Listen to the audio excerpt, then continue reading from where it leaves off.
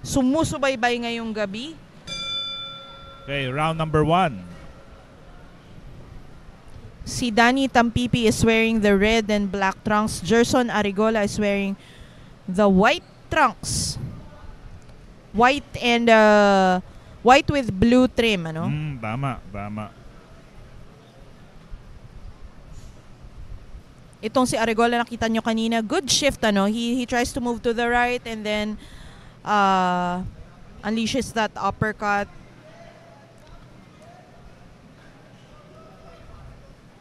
Tampipi trying to feint, elicit some reaction from Arigola. That's the reaction that Arigola is giving, a double jab uppercut, a barrage of punches. Oh, wow. But Danny Tampipi remains carefully guarded with that high guard. Sabi ni Gabriel Elijah, idol daw niya yan si Kuya Gerson, yan na napapanood niya ngayon.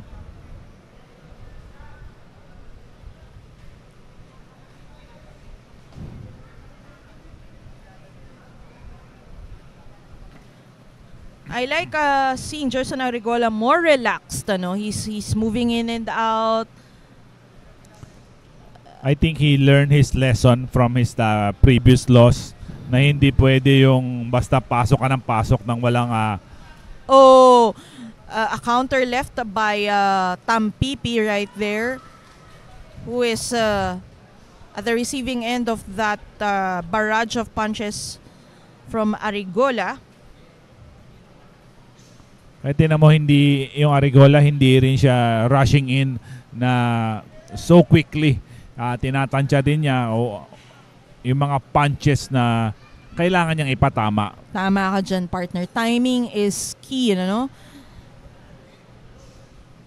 A ripping hook to the body by Tampipi. Another hook, a little too low. Nakita natin. Yes. That was so low. Underneath the name of the Gerson, right. Doon tumama eh.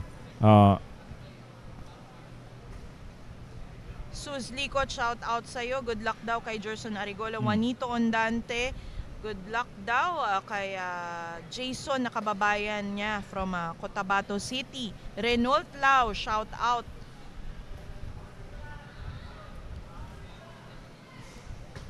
Nice body by Arigola.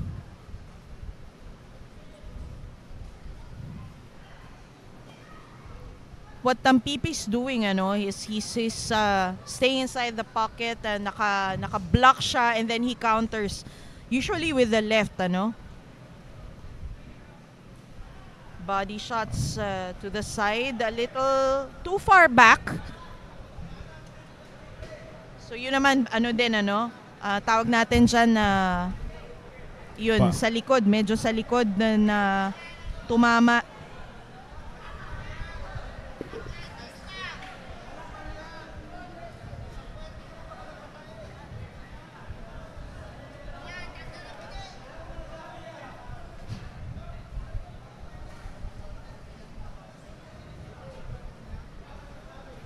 Grace Reyes, shoutout sa'yo dyan sa Bukidnon. Renault Law, kay May Kent Ministerio daw, shoutout. Mark Osip, shoutout sa'yo dyan sa El Salvador City. Kala ko El Salvador na bansa kung saan nag-Miss Universe eh. Mabalik na tayo sa... Balik na tayo. Dito sa laban ni Gerson Arigola against Danny Tampipi. A shot that went a little too low by Gerson Arigola, our referee, giving a stern warning. Kanina on the side of the lower portion of the body of Tampipi. Ngayon, on the middle part naman yung sinabi na low blow ni referee Virgilio Garcia. Of course, that rest period is being given to the injured boxer, or the boxer who absorbed the low blow. Quadro King, a shout out from Maasin City. End of the round. End of round number 1. Mark Osip, ang susunod na laban dito ay ang main event na natin, Ryan James Racaza versus Leonardo Doronio.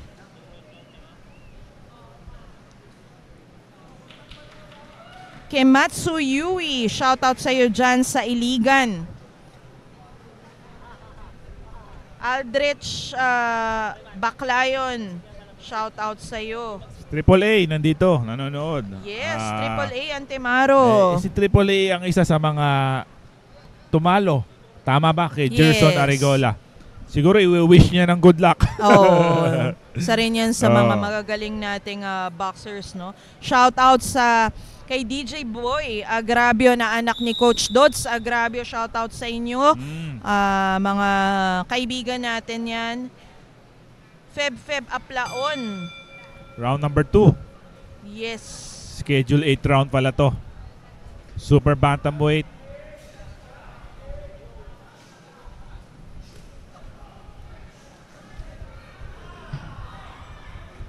Alam mo, partner, yun. Look at Tampipi, always targeting or always using that left to the body. And kaya din minsan natatamaan siguro ng unintentional blow. Nice Kasi body work. there you have it. He's trying to really break that guard. Napaka-pasensyoso natin itong Arigola. I think, sabi ko nga, marami siyang natutunan doon sa knockout loss niya. At ngayon, he is more careful or accurate. And, More composed. Oh, yes. Tampipi gets out of the corner. Gerson Arigola pummels him again towards the ropes. Tampipi initiates a clinch. Nakikita ko medyo nag-hesitate si Arigola kung anong suntok ang ibabato niya. I think he must not do that on the pocket. Kasi baka ma-counter din siya ng isa. It will change the complexion of the fight. An overhand by Tampipi over the guard of Arigola. Judicious in his jabbing is Arigola yun, no, to set up that combination. Most of the punches that hit Tampipi on that instant sa mga gloves lang. So he is protecting his face quite well doon sa barrage ni Arigola. At the same time, if for 8 rounds you absorb that kind of punch, medyo sasakit na rin yung braso mo dyan, ano? And it's gonna take away the power from your punches. So, good work rate by Arigola. Nice right by Arigola on that instant.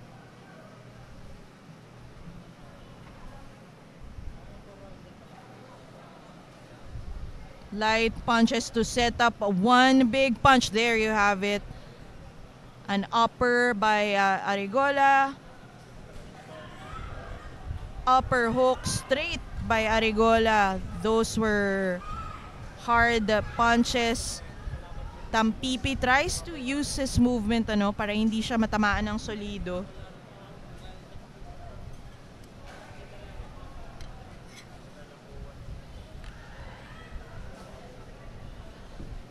Thank you for hanging on with us dito sa Elordi TV. Meron pa po tayong main event, ha?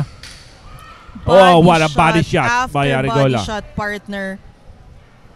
Even if he has his elbows tucked in, those punches are taking a toll on Tampipi, no? So kudos din kay Tampipi for his toughness. And Arigola, such a, kumbaga,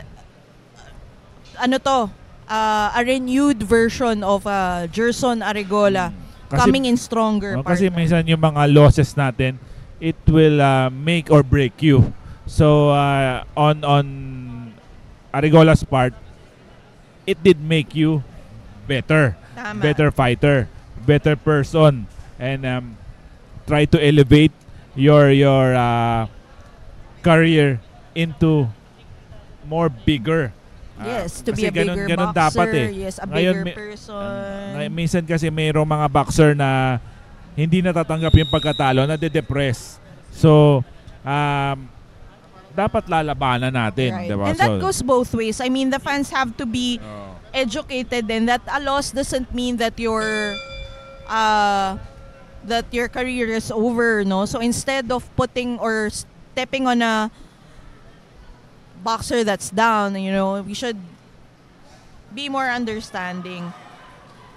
Again, a nice flurry for Arrigola. Partner, nanonood din yung isang nakalaban sa amateur ni Arrigola, itong si Nelson Dinsay. Okay. Ang daming kalaban ni Arrigola ang nanonood, yung mga former opponents niya. The uppercut is one susceptible fight na nakaka-crouch ng medyo mababa. So yung, what a right to the body by open up Arrigola. that body ni Tampipi, no? Yun, a good counter by Gerson. Tama naman ako, partner, no? Yung medyo kasi mababa mag-crouch. Upper talaga yung ano dyan. Like that, tumama sa panga. And lalo, tinatry niyang split yung guard, no? What a good advice by a cornerman, which is Coach Jobil Marayan.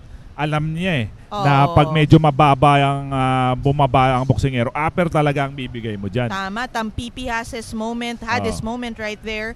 But Arrigola back with just those ripping uppercuts and those hooks, partner, no? Magaling din siyang magpatama ng mga uppercut. Ibig sabihin, Arrigola has the answer to every punches na ibato ni Tampipi. Marvin Cabilio, shoutout sa'yo. Waiting daw siya for the fight of Ryan Racasa. Yes, I think watching us from South America. I think a lot of people are awaiting the fight of Ryan Racasa because medyo malalaking fighter na yung 140 sa atin dito sa Pilipinas. Exactly, partner. And another thing na magaling itong si Arrigola is using different punches, no? Some of them light. That's a low blow. Some that's of a low them, blow. So yun na nga, another low blow absorbed by Gerson Arrigola from Danny Tampipi. It was caught in the camera. Talagang kitang-kita mo talagang ang baba ng binato ni Tampipi. There you have it. So a point is deducted from Tampipi in this fight. Like I said kanina, yun na nga, itutuloy ko, no? So Arrigola has his way of varying his punches, using light punches. Hindi lahat kasi may power. So ang ganda nung gulat kapag finally ginamit niya yung power punches. And Tampipi with that flurry, another low blow. Accidental landing of that punch. Another deduction. That's gonna be a clear loss in this round, for Tampipi. Dalawa na yung puntos niya. Na nabawas. Kung sakaling makuha ni Arrigola tong laban na atong round na to, and then Tampipi was deducted 2 points, it will be an automatic 10-7. Exactly. Card. John Kayakay watching us from Pilar, Bohol. Gina Bontilao from Bokbok, Don Carlos. Here we go. We resume the action.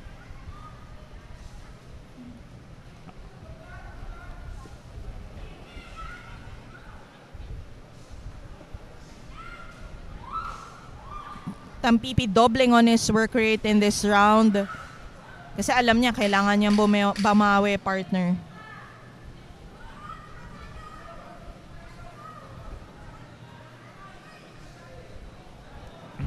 Yes.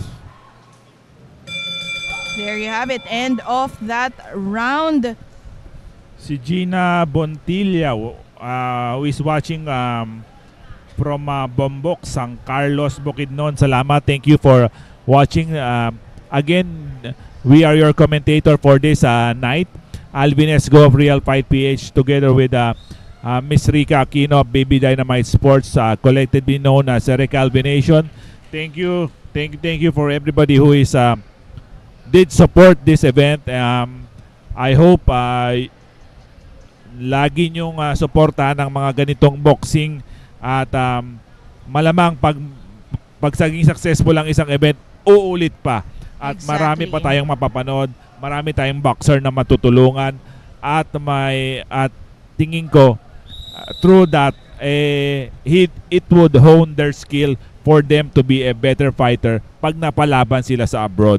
Lagi nga nating sinasabi, everything we do is for the boxers, ano? Kaya naman tayo may pa-boxing dahil sa mga boxers. Kung walang boxer, ay wala tayong i-cover. Exactly. And yun na nga, no, everything is for the welfare of our boxers. Good way of establishing distance by Arigola. He uses that jab, ano, to push back Tampipi. Tampipi answers with a hook to the body. Baido, shout out sa iyo dyan sa Marawi. Lanao, sa Lanao del Sur. Kamusta kayo dyan? Sana nasa mabuti kayong kalagayan dyan sa Marawi, Lanao del Sur. At sana nag-enjoy kayo sa paboxing na to. Ito naman, Danny Tampipi is signaling, no, that he was hit with a low blow. Shout out Lyndon Inyon from North Cotabato. This is a low blow contest. I think we got around 8 low blows na nangyari dito. And a 1 point deduction for Gerson Arigola. Vincent Lambayan, shoutout. Feb Aplaon, shoutout sa iyo dyan sa Alamada, North Cotabato. Ang daming nanonood sa atin from North Cotabato. Shoutout sa inyo, guys. Sa mga parte ng Mindanao, ang daming nanonood sa atin. And hopefully, na-enjoy nyo itong laban na to at meron pa po tayong isa, yung main event natin. Jerma Racasa, good luck daw. Kapatid yata ito ni Ryan Racasa. Good luck, brother, he said. No? J-Lord Makilat.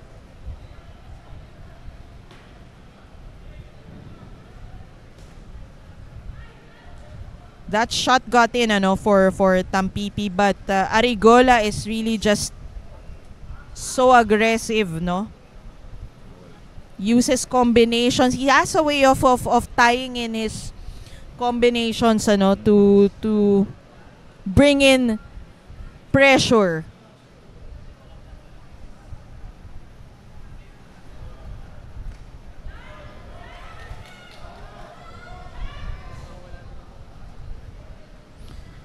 The pressure of Gerson Arigola. Oh, with that long uppercut that landed, ano?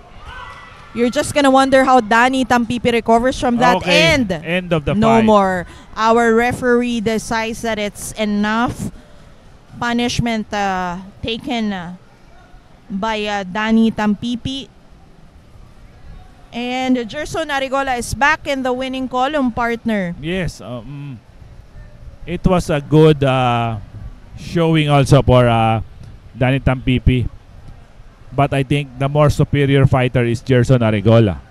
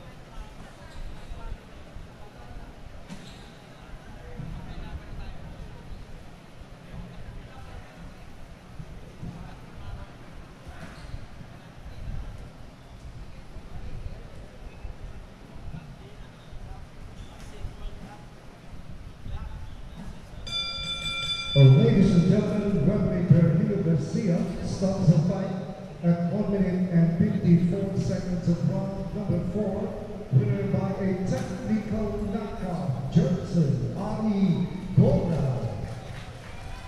There you have it, a TKO win for Gerson Arigola.